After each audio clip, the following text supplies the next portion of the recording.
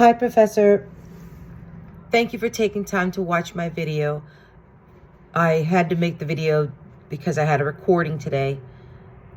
And so here it is. I'm going to be doing my presentation on the UDL kindergarten music lesson. And the things I observed are as follows. The instructor was great. He had a ukulele. I love ukuleles. It seems like ukuleles are making their presence known. There's a lot you can teach using a ukulele. And so I enjoyed hearing the Hello Everyone song, Welcome to Music Classroom today. That was the song is great and is very welcoming.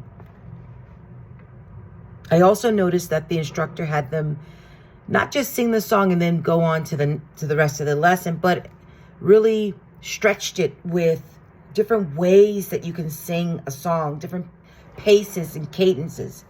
Now that's clever because you can obviously teach children different vocabulary and different ways of expressing themselves.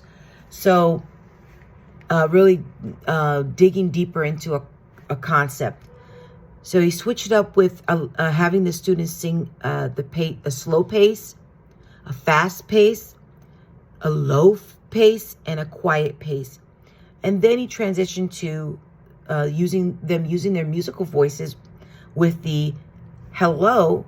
I guess he was intending to check in with them to see how they're doing, to greet one another all together as a class. So the call and response, I saw the implemented of hello and how are you? And the class would respond, hello, I am good.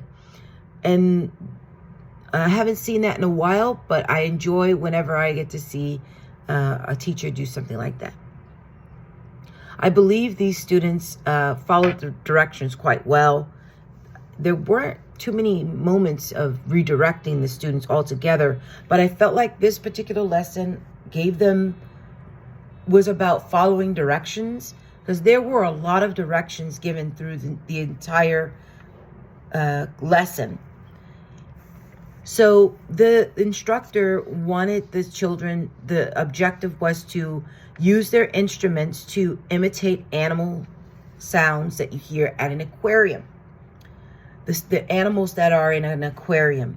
So they are to create a musical aquarium. I enjoyed watching this because, first of all, this instructor helped these children to really exercise their creative and their imaginations to a really full extent. Their minds, their bodies, their movement, touch, the sound, all of that allowed them to access, well, how do animals behave in an aquarium to begin with? What kinds of sounds do they make? How fast or slow would they move? What do they do? And how can you use instruments to make that all happen? So asking them to, first of all, imagine themselves in the aquarium or in the water. So if they had to be in an ocean, how would they move through the space? What would they swim? Would they glide? Would they sprout up? No, mommy, quiet. Okay, 1 second.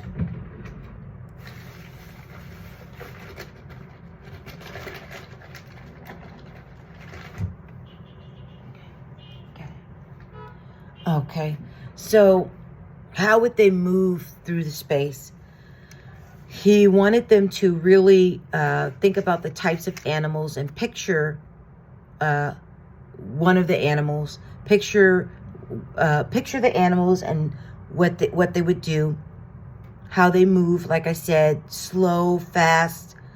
Would they make a lot of noise or a little bit of noise? All of this was tied together with how they were supposed to use the instruments, whether the instruments were going to be they had a range of volume for these children to experiment with. So they could create slow motions, fast motions to get a slow or fast sound, high pitches, low pitches, different rhythms to enable it to feel like an animal is moving quickly through the water, so on and so forth. So I enjoyed that, and I also felt like, yes, this instructor was certainly activating or utilizing UDL. He activated prior knowledge. He with asking them to even imagine themselves in the ocean, and think about the animals. He pointed out all the specific animals he wanted them to imagine. He used the cards to show the image of the animal on the picture, and then he placed it on the rug so that they could see them. He used his whiteboard or his screen in order to show the different ways that they could use the instruments, I believe, if I'm correct. And he had different during point when he would talk about what was on the board, it was more about the way you play the instrument, or how fast or slow you would play it, the type of rhythm you would use, if I'm correct. And for his demonstration, he pulled out the clownfish so that children can see what a clownfish, how it would behave and act in the space. After they did their demonstration of moving around in the space themselves, which was really, really beautiful to see. Beautiful to see them expressing themselves to the full extent, and beautiful to see them using their imaginations. And it didn't get too chaotic. So it goes to show you that kids can do stuff like this. It also, I think, relaxed kids too. Okay, so the clownfish is slow and goofy, he said. So he suggested picking a slow motion for the instrument, or a quiet or medium sound. So that he made these suggestions as options. And he also suggested using a crow instrument. And with that crow instrument, he demonstrated and showed how you make a slow sound. So to imitate the clownfish. Then he asked them to partner up. However, they didn't get to pick their own partner. I'm not really certain, other than thinking that he took time to think about which students work well together, who would be the best match. And so I saw him partner them up, and he passed out the paper that they needed, and they needed to fill out that paper and explain how fast they want to be. So they have to decide. And they received their instrument. But after he designated what their animal would be, they received their instrument and they practiced those sounds together with their partner. Those animals were a variety of sea star, school of fish, stingray, some kind of crab, and octopus, and seahorse, etc., a shark, whale. Those are examples. So as the children got to write their, as the children got to work with their partners, they worked on their worksheet, and they there was some chatting, and there might have been a little bit of redirecting, but there was nothing really there's nothing much worth mentioning, except when a student did ask a question, the instructor did not seem to respond. Like, what would you do with the starfish? Or how would you make, I guess the child was wondering how the whole idea behind what a clownfish is all about. I heard a child ask in the audience something about, how would you do that? Or how would you make that? So the instructor did not respond to the child. I'm not really sure why, but I felt like I would have said something.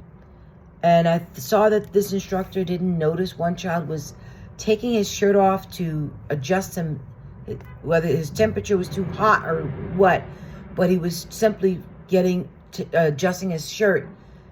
He wasn't misbehaving, and I felt like the instructor he was like standing up for no reason, but I guess he didn't see that he was actually doing something. So I was a little bit concerned about that, but I don't even know if I need to mention that. Either way, I also noticed there was a lot of coughing and sneezing. That's definitely a side note. I don't know when this was filmed. I'm sure it was probably filmed before the pandemic. But if it wasn't, then it just freaked me out a little bit with all the coughing and sneezing going on. But that's totally aside. And anyway, so the children picked their instruments, worked on their sounds, and counted down when it was time to be done with it. From 10 to 1, then he asked them, which was great with that transitional bell, stop, look, and listen. Very good. I love that type of transition strategy. So then they created the aquarium. The fun, the whole class was fun, but in that moment, being able to set it up so that they are ready to create that aquarium was really, really magical. So the teacher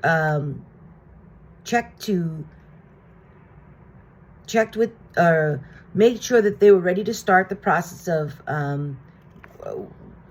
creating the aquarium. So then he actually pretended he was going to the aquarium with a visitor, the other adult in the classroom, and then they walked through the space as if they wanted to go and listen to the animals. Now, the interesting part was this, that he gave the direction that if he heard anybody playing their instrument without being asked, that they might get skipped. That being said, it was good that he gave them that rule before he entered the space for the show, so that it wouldn't get chaotic for him or for the entire class, really. So that was good. And then walking through the space, they wanted to hear the sounds of the sea urchin, the seahorse, the whale, the shark. And each time he went and listened, he explained and he identified whether, I guess that animal is moving pretty slowly based on what he was hearing. Maybe that animal could move faster, and so he would get them to make their pace move faster. Maybe they could move slower, and they'd slow it down. Excellent way to bring it together. Asking them to follow directions getting them to follow directions is very important. So I know I'm going a little longer than I should, but towards the end, the instructor used the ukulele after they were ready before I talk about the ukulele, the instructor wanted to hear the sounds of all of the animals. So he deliberately stood him in the middle of the rug and said, if I stand here, maybe I can hear all of the animals. So just imagine yourself in an aquarium or anywhere where you could hear a bunch of animals. There's a certain place that you want to be. So I enjoyed seeing him place himself in the middle. So they gave them the instruction that they need to play their instruments. And that was really clever. So then he had them stop what they're doing, put away the instruments, redirected them to the carpet and to get ready to go back to their class. So he used that ukulele again to sing the goodbye song, which was great. So it was a great outro for the students. And he said their name one by one. So, well, thank you very much for taking time to watch my video, and have a great one.